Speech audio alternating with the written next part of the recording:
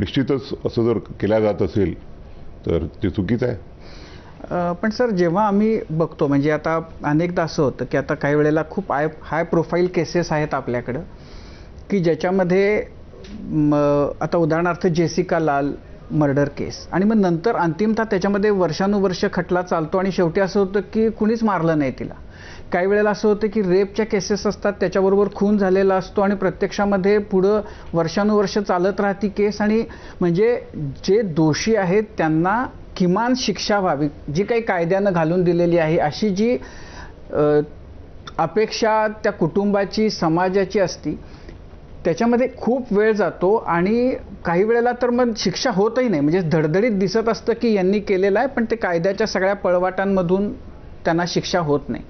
अशा वेळेला जेव्हा इन्स्टंट न्याय मिळतो मग त्यावेळेला त्याचं एन्काउंटर होतो किंवा त्यांना इन्स्टंटली शिक्षा दिली जाते व्यवस्थेकडून, तेव्हा समाज म्हणून लोकांना असं वाटतं की बरं झालं, नाहीतर इथं न्याय मिळाला नसता. तर ही जी समाजाची मानसिकता आहे आणि आपल्या व्यवस्थेचं याच्यामधलं जे काही त्यांची भूमिका आहे, तुम्हाला असं नाही वाटत कधी काही वेळेला की म्हणजे असा न्याय जरी तो कायद्याला धरून नसला तरी सुद्धा म्हणजे ह्यात न्याय तरी मिळतो शेवटी? नाही, हे चुकीचं आहे. आपली जी लिगल सिस्टीम आहे त्याच्यामध्ये क्रिमिनल जस्टिसमध्ये असं म्हटलं जातं की crime has to be proved beyond all reasonable doubt. किती जरी स्ट्रॉंग सस्पिशन असलं तरी स्ट्रॉंग सस्पिशनच्या बेसिसवरती कन्व्हिक्शन होऊ शकत नाही. आणि आज दुर्दैवाची बाब आहे की जे ट्रायल कोर्ट्स वगैरे असतात they always prefer to err on a wrong side. त्यांना वाटते की जर आपण मीडिया ट्रायल झालेली आहे, पेपरमध्ये येत असतो, पेपरवाले किंवा तुम्ही चॅनलवाले अगोदरच ठरवता की हा ऑलरेडी दोषी आहे याच्यामध्ये. तर अशा केसेसमध्ये प्रेशर येतं जजेसवरती आणि ट्रायल कोर्टच्या जजेसना त्यांच्या पुढच्या करिअरच्या अपेक्षा असतात. त्यामुळे साहजिकच ते असा विचार करतात की केसमध्ये एव्हिडन्स जरी समजा पूर्ण नसेल तरी आपण कशाला रिस्क घ्यावी, आणि it turns into conviction. तर ट्रेंड असा आहे की हायकोर्टसुद्धा इंटरफिअर करायला they are also very reluctant.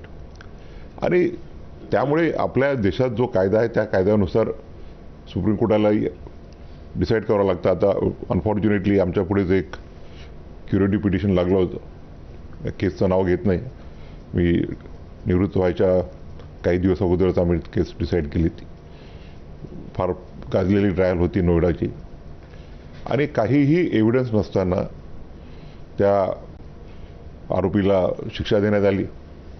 पहिल्यांदा आमच्याकडे जवळपास मला वाटते त्यात 13 केसेस होत्या.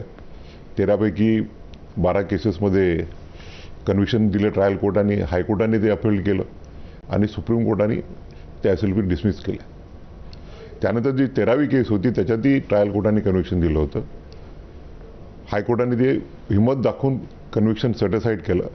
काहीच एव्हिडन्स नव्हता आणि फक्त त्या माणसाचं कन्फेशन, आणि ते कन्फ्युशनही असं की त्याला जो 4-5 8-10 दिवस कस्टडीमध्ये होता, कस्टडीमध्ये त्याला टॉर्चर करण्यात आलं.